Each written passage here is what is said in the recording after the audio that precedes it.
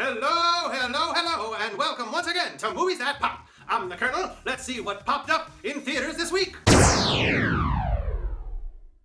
J.K. Rowling returns to the magical world she created in the Harry Potter series with Fantastic Beasts and Where to Find Them, a shameless attempt to build a movie franchise from the ashes of a hit series that has run its course. It's incredibly obvious to see what Warner Brothers is doing, this milking the original series for all that it's worth, but the thing is, it's done so successfully that I really didn't care, and neither will the majority of the fans who grew up on the Harry Potter novels and films that are now in their 20s and ready to explore a magical tale that for once doesn't revolve around children. The advanced age of the majority of the characters is just one way that Fantastic Beasts sets itself apart from the Harry Potter films. It also sets the story in a different era, the 1920s, and in America for the first time, which is a refreshing change. And while there are references to familiar characters from the series that fans will pick up on, it's very clear that this is not a prequel.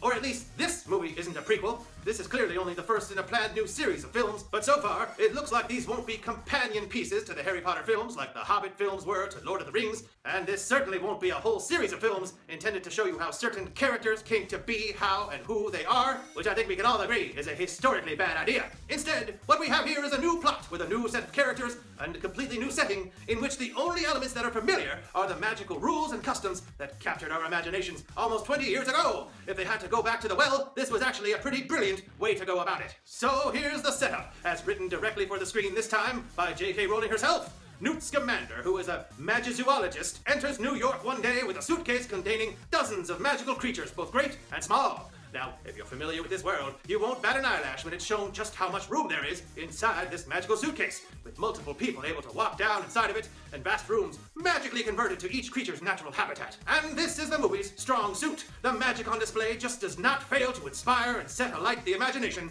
and the wonderment really works in IMAX 3D, with magical creatures, dishes, sometimes entire buildings, swirling around before your eyes. Anyway, back to the story. Moments after arriving in New York, Scamander, played with fidgety charm by Eddie Redmayne, like a 90s Hugh Grant on Ritalin, has a run-in with an everyday palooka named Kowalski, played by Dan Fogler, and he's probably my favorite of the new characters. A humble, decent, average Joe who just dreams of running a bakery. He has no magic powers and thus would be referred to as a muggle if we were still in England. In America, he's a no-mage, and therefore completely clueless to all of the magical goings-on, and just as awestruck as we are when he accidentally switches suitcases with Scamander, and then also accidentally releases a couple of magical creatures from the suitcase and into the city. Soon, Scamander and Kowalski, with the help of two lovely witch sisters, one an agent for MAC USA, the American Ministry of Magic, and another, a beautiful mind reader, are embarking on a madcap magical journey through the city to locate and recapture some very elusive creatures. There! What I just described right there, that setup, these characters, that plot, now that would make for a great, and I mean great, 90-minute movie. I loved everything about those characters, how they interacted, the performances and special effects that brought them to life, and the way their relationships and storylines were resolved. Mwah! Loved it!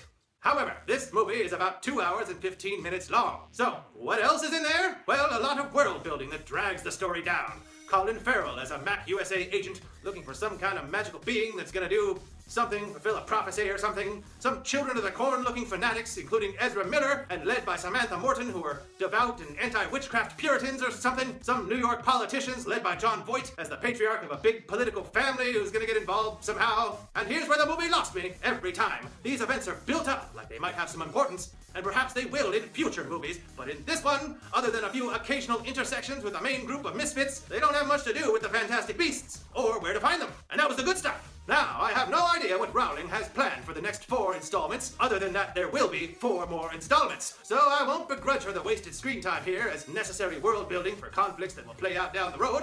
I recall having the same sort of gripe with the first 2 Harry Potter movies as well. Therefore, I award Fantastic Beasts and Where to Find Them a medium bag of popcorn. There's certainly enough here to enjoy in this return to the fun and imaginative world we all left behind 5 years ago, and enough new characters, creatures, and settings for the entire enterprise to feel new and independently its own thing. The millions of Harry Potter fans around the world won't be able to resist taking another trip into this world. They'd have shown up on opening day, cash in hand, to see whatever the filmmakers had to show them. It's a relief, then, that Warner Brothers, J.K. Rowling, and director David Yates cared enough to give them something this ambitious. Well, that does it for this edition of Movies That Pop. Don't forget to follow me, the Kernel, on Twitter, @MoviesThatPop. Click the icon right down there to visit our channel if you'd like to see more, and support us by clicking subscribe while you're there, and by clicking the thumbs up icon below. I'd like to hear your thoughts on Fantastic Beasts and Where to Find Them in the comments as well. In the meantime, thanks for watching. I'm the Kernel. and it's time for me to apparate out of here. See ya!